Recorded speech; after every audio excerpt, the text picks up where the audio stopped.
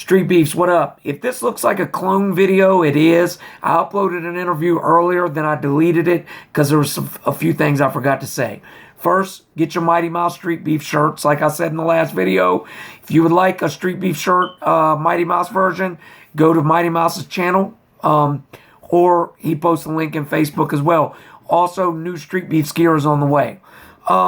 We had a bad day today, like I said in the last video. It was very muddy, very slippery, and that's on me. I didn't plan properly for that. I should have put down some sawdust or cat litter. I did not. However, we're changing locations in the next two events to another place that will be better suited for the fights. Secondly, we're enacting a rule where we're not allowing many spectators from now on. Fighters will be allowed to bring one person with them. If you're not coming with the fighter, you can't come. We are borrowing property from friends and neighbors, and they allow us, contingent upon us being respectful and quiet. And our spectators weren't today. They were very loud. So unfortunately, we're going to have to change spots. That's just the way it is. Now I want to remark on something else. We had a fight today where a fighter had an injury to his shoulder, and he remarked on it while he was fighting. And I asked him, do you want me to stop the fight, or do you want to continue? And he said he wanted to keep fighting. And I already got a couple comments, oh, well, that's fucked up. Why didn't you stop it? Do any of you watch MMA? Do any of you watch boxing? You don't get a fight stopped for an arm or a shoulder injury or a leg injury. You either keep fighting or you don't. That's MMA, okay? If I stopped the fight every time anybody had any kind of injury in our yard, the fights would be stopped every time.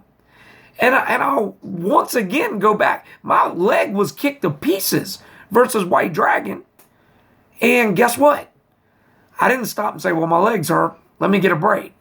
No, I had to continue. It's a fight.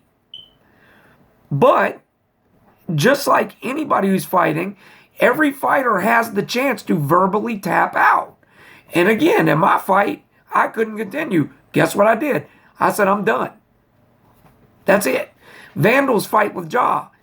He said, I'm done.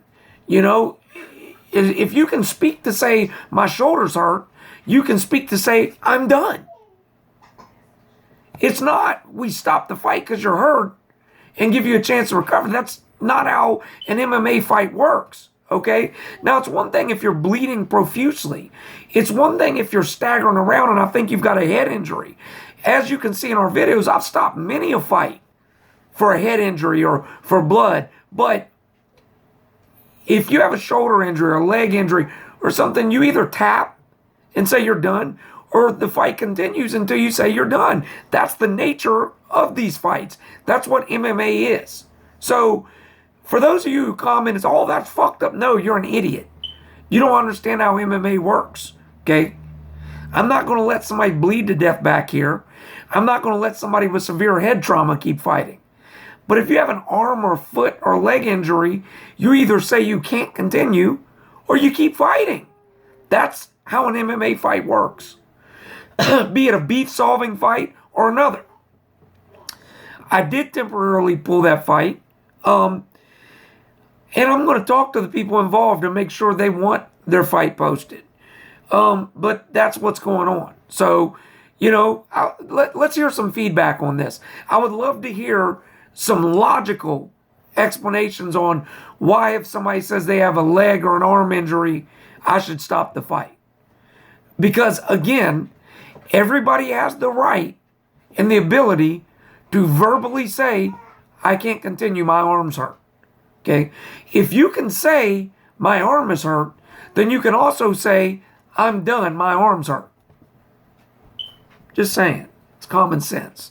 Tell me why I'm wrong about this. Please, I want to hear it.